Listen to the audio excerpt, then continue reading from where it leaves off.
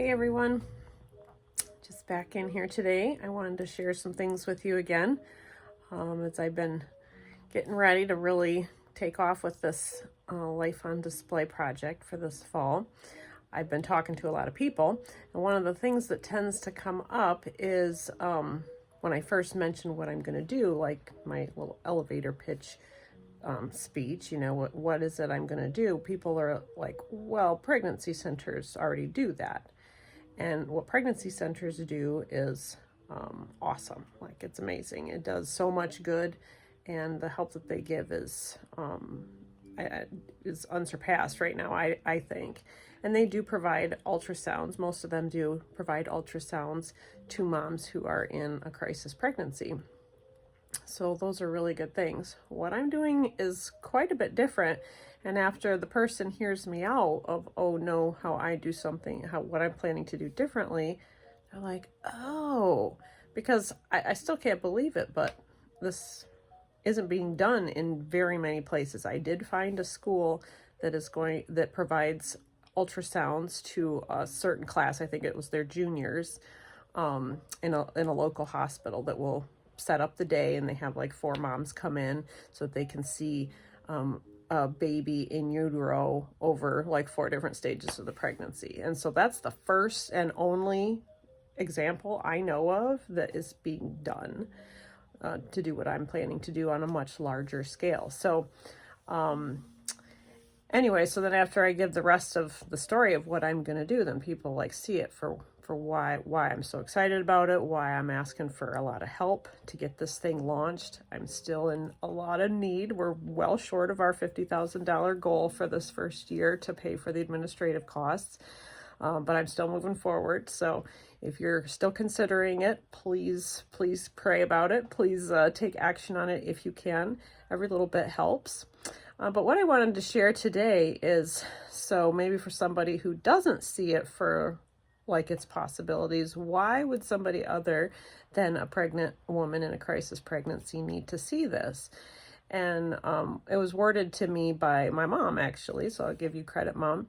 She said, when I first told her the idea over a year ago, she said, oh, so you'll be showing them an ultrasound before they are in a crisis pregnancy. And I was like, yeah, that's a great way to think about it. So they're going to see what is actually in the uterus before they find themselves in that stressful, scary situation of being in a crisis pregnancy.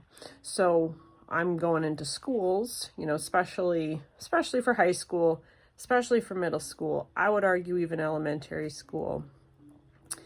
And these kids maybe are just learning about it right now, or helping their understanding about it right now, but they aren't really in need of it until someday in the future. A good chunk of those, a good percentage of those students are going to find themselves in a crisis pregnancy either before they graduate, or maybe when they're in college or early adulthood. You never know when. So I argue that they might not remember what I say that day, but they won't forget what they saw that day. So I would break it down to 3 groups that really need to see this, and here's why. First is elementary age kids, so like kindergarten through 3rd grade. I have kids in my office all the time, and those are the kids that you'd think maybe wouldn't even be able to tell what they're looking at on the screen, even down to like 3 years old, 2 years old. They take a look at that screen and they're like, oh, it's a baby. You don't have to tell them. You don't have to describe what they're looking at. They take one look at it, and it's as if they remember being there themselves, and they say, oh, it's a baby. They're not even surprised because they already knew it was a baby in there. Goes back to that whole concept of, you know everything you need to know in kindergarten. Like, those kids know that's a baby. And so they see it on the screen. They're not even surprised. So I would argue elementary kids need to see this at their school because it confirms what they already know. It just validates what they already know. They're not really questioning at that age what it is. So this would just confirm what they already know to be true and set it a little bit harder in their brains. And then I would argue that I need to come in again and do this for like 6th, 7th, and 8th grade middle school type kids, Because at that age, that's when they're starting to get more involved in the real world stuff. Many of them have phones and access to social media and the internet a lot. And they're maybe starting to hear that it's not always the most popular idea to think that that's a baby. So maybe they start questioning what their parents have been teaching them or what they thought was true about what's in the uterus. And so I think that's a good time to come in again so that they can sort of be like, reminded, hey, knock, knock, it's still a baby, even despite what media is putting out there and politicians are putting out there and other groups that they might have access to or have access to them are maybe going to try to cloud the waters a little bit. And so let's just remind you what you already knew was true, which is that it's a baby in there. And then I would argue that we should be back at the age of high school, because that's when they're really being challenged. They're being faced with real decisions. Many of them are already putting themselves in a position to potentially be pregnant.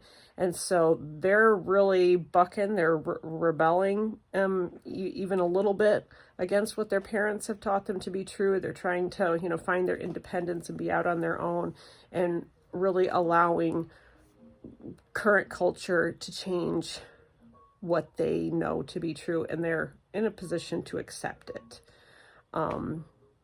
If for none other reason, just to feel that independence.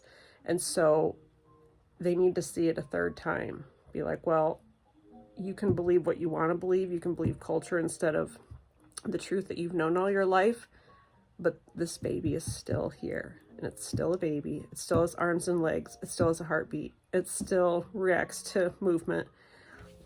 So if you are going to change your mind and decide that maybe it's something that doesn't have value, at the very least, we showed them what it is.